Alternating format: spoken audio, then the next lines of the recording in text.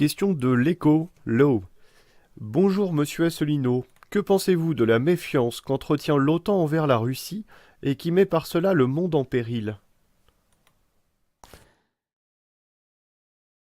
Euh, oui, l'OTAN est. Je ne sais pas très bien ce que je peux dire. C'est pourquoi est-ce que notre mouvement politique l'UPR, depuis le début, propose aux Français de sortir de l'OTAN et non pas du seul commandement militaire intégré. Il n'y a qu'un seul autre parti politique que je sache qui propose de sortir de l'OTAN, c'est France Insoumise, sauf que France Insoumise ne veut pas sortir de l'Union européenne qui est assujettie à l'OTAN. Le seul parti politique français qui propose à la fois de sortir de l'Union européenne et de l'OTAN, et non pas seulement du commandement militaire intégré, c'est l'UPR. Nous sommes parfaitement logiques. Je l'ai déjà expliqué, l'OTAN, c'est l'organisation du traité de l'Atlantique Nord qui découle du traité de l'Atlantique Nord du 4 avril 1949, de mémoire.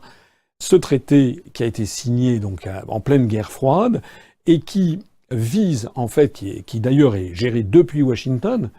L'article 13 de ce traité du 4 avril 1949 précise qu'un État qui veut sortir de l'OTAN doit notifier sa volonté d'en sortir en s'adressant au gouvernement des États-Unis d'Amérique. C'est incroyable. Il n'y a pas un secrétariat à Bruxelles, comme je le pensais, puisque le siège officiel de l'OTAN est à Bruxelles. Non, ça doit être notifié auprès du gouvernement des États-Unis d'Amérique, article 13 du traité du 4 avril 1949 de l'OTAN. Donc ce traité, en fait, c'est la mainmise de la géopolitique américaine sur le vieux continent. Je rappelle que l'OTAN a été signé en 1949, le pacte de Varsovie a été signé en 1953. C'est-à-dire que, contrairement à ce qu'on a souvent présenté aux Français, moi je me rappelle quand j'étais étudiant, moi j'ai cru très longtemps, très longtemps, que l'OTAN avait été créée en réponse à la menace soviétique, au pacte de Varsovie. C'est l'inverse qui est vrai.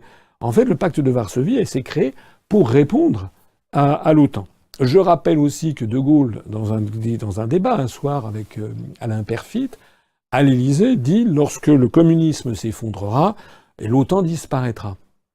De Gaulle s'est trompé, il n'avait pas vu en fait qu'au moment où le communisme s'est effondré, où le pacte de Varsovie s'est dispersé, eh bien De Gaulle n'avait pas compris il n'avait pas senti à quel point les élites de la vieille Europe, du monde occidental, étaient déjà vassalisées mentalement par l'euro-atlantisme et par les directives venues de Washington, de telle sorte que l'OTAN s'est répandue ensuite dans toute l'Europe de l'Est.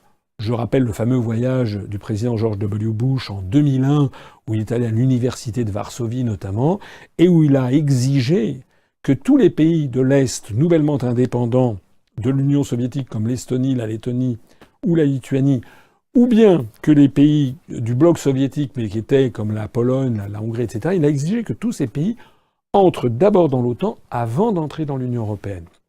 De telle sorte que nous sommes le seul parti politique, il n'y en a pas d'autres, qui expliquons aux Français la réalité. La réalité, c'est que l'Union européenne, c'est la face politique, l'OTAN, c'est la face militaire, d'une même médaille, c'est la médaille de l'asservissement de l'Europe à Washington et aux États-Unis d'Amérique. Donc les gens qui vous disent on va rester dans l'OTAN mais on va sortir de l'Union européenne se moquent de vous, comme ceux qui vous disent on va sortir de l'OTAN et rester dans l'Union européenne.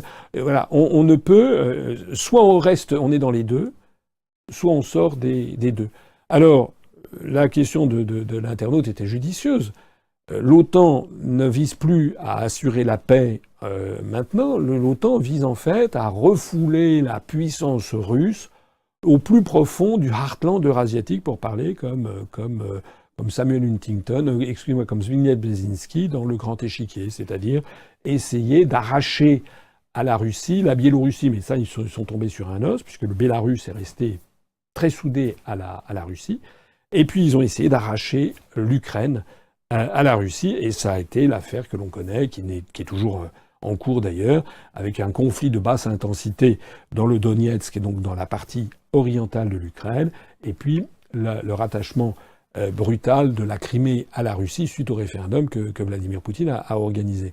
Donc moi je suis favorable à nouer d'excellentes relations avec la Russie, comme avec la Chine. Je l'ai déjà dit, je profite pour le rappeler, ce bel aphorisme que disait Charles de Gaulle à Alain Perfit, il lui disait « À chaque fois que dans notre histoire nationale en France, la France a été en bons termes avec la Russie, Ça a été les grands moments de l'histoire de France.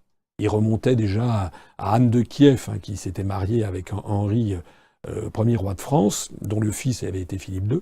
Philippe Ier, pardon. Philippe, qui était un prénom d'origine byzantine, comme Anne de Kiev.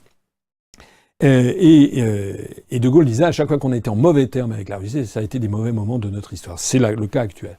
Nous devons rétablir les meilleures relations possibles avec la Russie, ce qui impose de sortir de l'OTAN. Sinon, on est dans un choc frontal à cause de notre appartenance à l'OTAN. Même chose d'ailleurs avec le monde arabo-musulman.